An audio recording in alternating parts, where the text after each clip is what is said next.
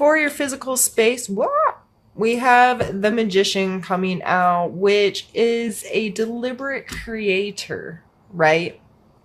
A magician is creating something in front of someone else. Like, I'm going to manifest this thing. And sometimes it is a delusion, but their actions have to be very deliberate and they have to make wise use of resources and so forth to really create an alternate reality for themselves or for someone else. This card always makes me think of resources. All of the suits represented in these cards are on his table. He has a sword, a coin, a cup, and a wand. He's pointing above and below. There's this infinity sign here, this constant, never-ending power, if you will. So this coming in your mental space, this could be you getting clear on setting intentions, you getting clear on what are your resources, both physically and non-physically. What am I good at? What are my skill sets? What resources are available to me? This could be friends, family, co-workers, so forth. Where can I gain knowledge? Who could fill one of these spots for me? Who can be my logic right now? I'm not, and this comes down to if I'm being really emotional right now and I need to reach out to someone who's logical and decisive that can help me make, to gauge my decisions, this all starts to play a role in this. And this coming out as your mental space, this is you putting intentional thought into whatever it is you're trying to create in your life. Beautiful, beautiful, exciting card to come there. Now we have the card of the Six of Cups coming out in your physical space, which it's Thanksgiving time. This is a card of nostalgia. This is a card of young, innocent, these are two young people innocently exchanging a cup, which represents our emotional space. So being open, authentic, when you're a kid and you can meet someone and be best friends in like 3 minutes, like that's all it took. And they were your entire universe. This willingness, this sweetness and kindness and innocence of having those kinds of relationships. So whether this is older relationships with young, when your friend group or your family of more innocent childlike times, maybe you are traveling to go spend time with your family for the holidays and that nostalgia, you walk in, I still experience this so heavily. I walk into my grandparents' house. I don't even need to get in that far. I turn onto their road and it floods in the memories, the feelings associated with that place. It's so special. And then walking into the house and the smells that are the same and have been the same the entirety of my life. And, all of that floods in and it's so special. And I'm so grateful that I take time to appreciate that. And it's amazing. So this coming in your physical space, I hope with my whole heart that some of that energy shows up for you this month. You get to experience some of that innocent, sweet love and connection with other human beings this month. I would look for opportunities to get to do that. Now coming out in our emotional space, we have the Queen of Coins. The Queen of Coins is like Mother Earth kind of energy, someone who's very grounded, connected to material things, both in nature and how we make money, what has value and worth to us, what we surround ourselves with. And this is the second time today this card has came out in an emotional space for Aquarius. So I initially feel very drawn to having a mature emotional connection to your physical world. So this can come into budgeting, into consumerism. Do you shop because it brings you some kind of emotional experience? These kinds of energies going into the holidays again, oops, sorry, I think are important to talk about. A lot of people, uh, unfortunately, treat the holidays as a time to be frivolous with their money, to not be mature, make good decisions. They get emotionally attached to the physical presence of, giving gifts or exchanging gifts, or it's a big topic. I'm not going to preach to you all day, but if this is hitting home at all for you, that may be something you need to write in your notebook or spend time meditating about, thinking, giving yourself some time and say, you know, just have a conversation with yourself. Am I involved in consumerism? Am I being smart with my budget? Do I let the holidays or things that are coming up affect how I spend money? And what are my emotional responses to these questions? How does this make me feel?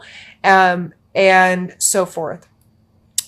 Going into our spiritual space, we have the Eight of Coins. This card, in a negative sense, may be monotony. Or this could be just a diligent person who's willing to put in the work, who's willing to do the same thing over and over again because it's working for them. So this coming out in a spiritual space, your routine may feel a little lackluster to you right now. Whether you attend church services, go to some kind of groups, are involved in some kind of self help regime, if you will, routine of life, whatever you associate with your spiritual space. If you're feeling a little ho-hum about it, it may be time to mix it up a little bit. It may be time to make some adjustments to your routine, but this may just be suggesting a routine in general. If you do not have a routine, and I'm not telling you you have to go to church 3 times a week. I'm saying, what is your routine that allows time and space for you to have a relationship, a profitable relationship, something that's meaningful, has worth and value in your spiritual space? This could be setting a reminder on your phone to take 5 minutes to pray or meditate every afternoon at a specific time. This may be joining a group and holding yourself accountable to actually attending those kinds of things, Aries. So these are beautiful starter cards. These are some really amazing energies to come out for you this month. And all of these energies go back in a way to show your support for others. And even show your support for yourself, because it doesn't say others, it says show your support. So for you and for others, appreciate your skills, appreciate the resources and skills of others, be knowledgeable and thoughtful in how all of that works together. Showing support can come into play with authentically connecting with people. Like I said, those 3 minutes that took to make that best friend when you were 5 years old, there was a willingness to support and trust each other. There wasn't fear. There wasn't a jaded, like, oh, I can't tell this person that because they're going to judge me or they're not going to want to play with me. It was you. And you and them were having a good time and you were letting each other be each other and you were best friends, So that may come into play with that as well. Showing support financially. Again, how are you supporting yourself and your family, your life? What is your relationship to that? Are you supporting yourself? Are you paying yourself what you're worth? You know what I mean? Are you investing in your future and in long-term things? Or are you being a bit frivolous? Is your supporting others? Does this play a role in your maturity level with your financial matters in your physical world?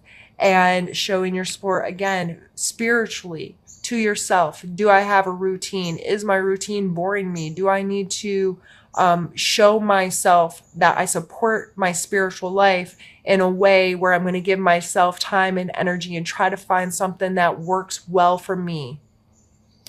What we're going to do now is pause the video, move cards out of the way, and we're going to continue on to the second part of our reading.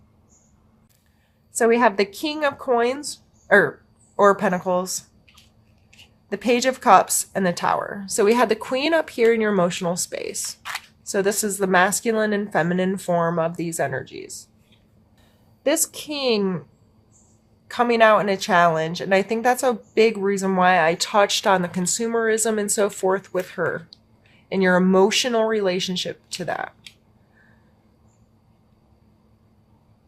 This King is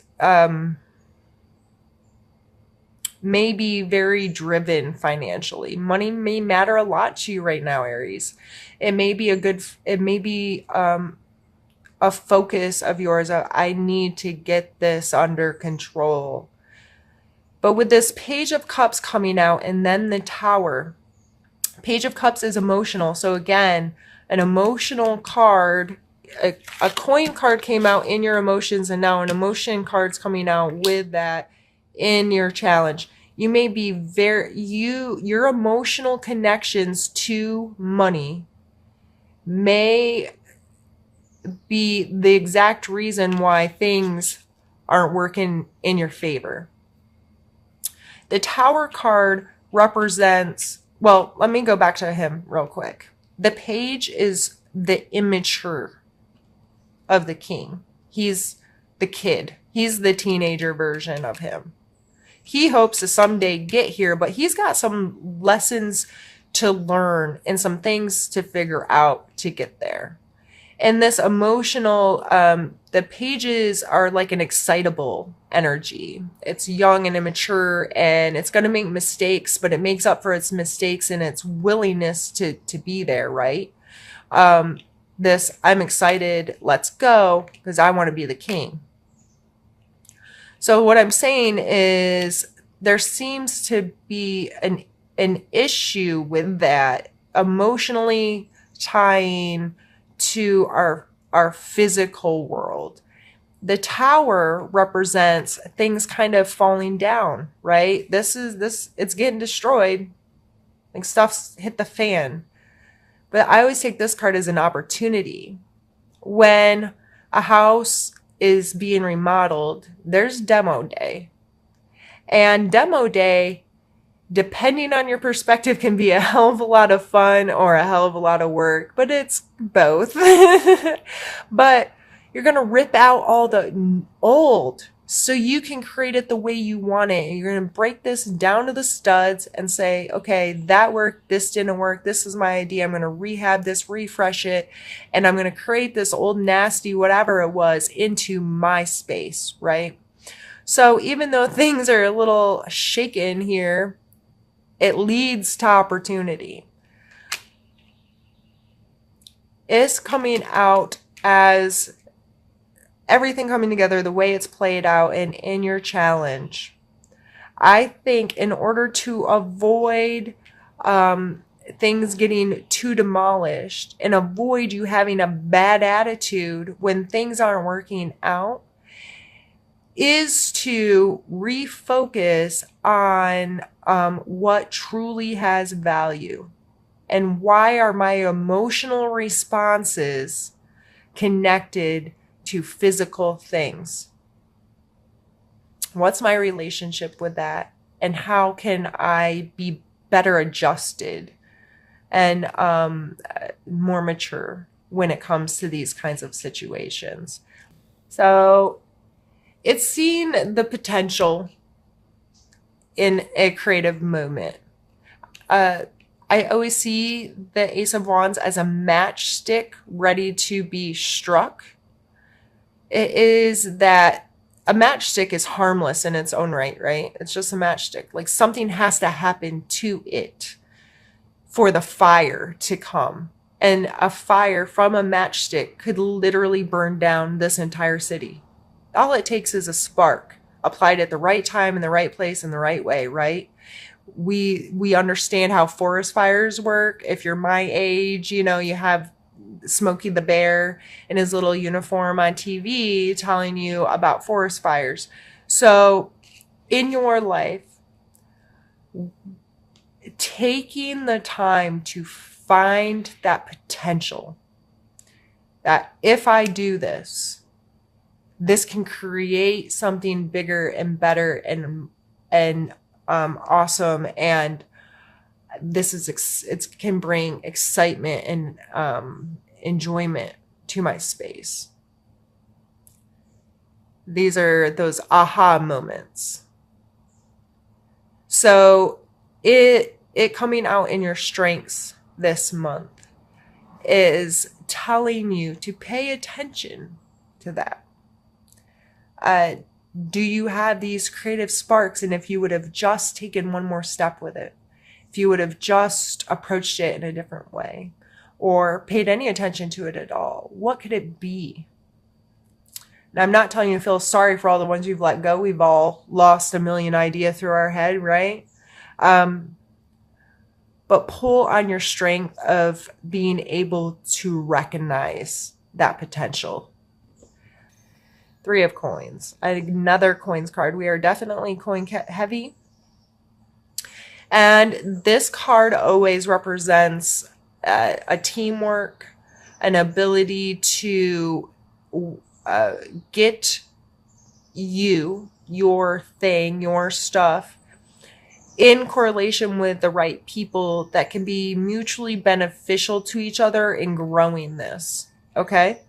So on another deck, like the first deck I use, it's shown with a person that looks like they're selling their creation or invention to two other people. Here it's different. He's drafting plans. So, you know, you think of an architect. They know every little thing that it's going to take to build this house. They do all the measuring and all the ideas and the thoughts and the planning. But typically they are not involved in the building, but they have to have an understood relationship with the people building the house. There has to be this very precise communication to happen there for things to go smoothly and for this house to be built exactly as he intended. So I always stress this. You have to be willing to work with others to grow things. You have to be willing, if you are a master of one thing, you can't micro out, okay, I have to do this and this. Sometimes it's best to be more like the magician who says, okay, this person has this skill and this person has this skill, and these are all my different resources and the people in my life, and how can I best interact with all of these to bring it together? Because we need all of these things. We need the emotions, we need the logic, we need the creativity, we need the action. We need this all to come together so this thing can become, right? So this coming out in your need to know, you need to know that. You need to know you're not alone. If you're trying to create more, you're probably going to need the resources or help of others. And be willing to look for opportunities there in your life to connect with people in a way. This combination came out like, well, in this for Scorpios last month. And I told some pretty personal information because I get this combo pretty well. I am a Scorpio sun. Tomorrow is my birthday, November 1st. I'm excited. I will be 38 years old. And I understand this. I shouldn't laugh about it, but at this point, let me get into it. The Devil card is all about what we give our power to. So this could be attachments, addictions, allowing someone else or something else to control our happiness and our power as a human.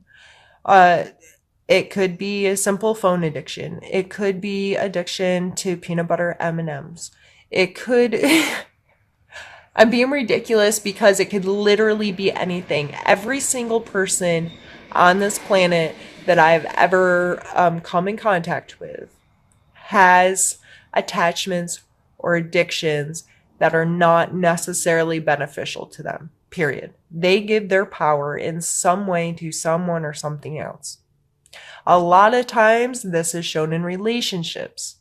I will be happy if they, I can be happy when they, I'll be happy when they're happy, this kind of stuff. Instead of owning your own happiness, being full and content within yourself, and then having the opportunity and having the willingness to share your happiness and to deal with life with another person, rather than being dependent on them, giving them your power and saying, you know, they'll decide when and how I can be happy. The Five of Cups is grief.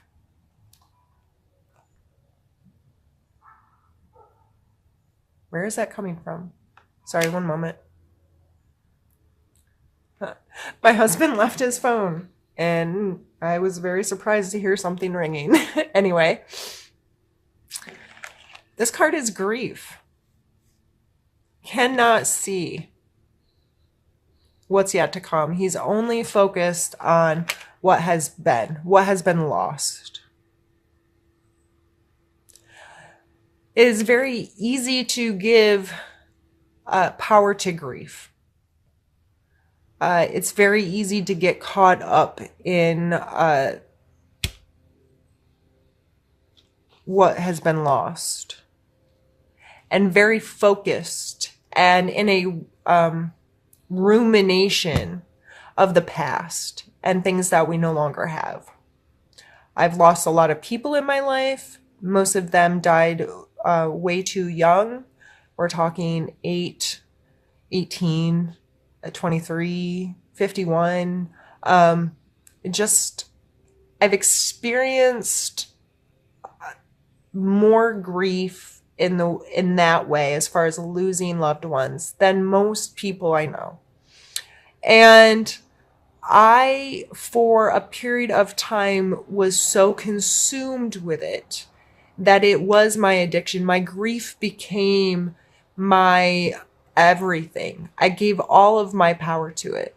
I was unable to ever see what was present day and the joys and the love and the good, because I was consumed with the loss.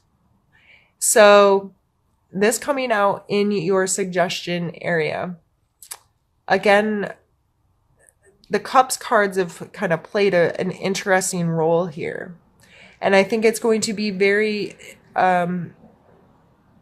important for you to be mindful of your emotional relationships right now, and not just with others and with material, but with yourself.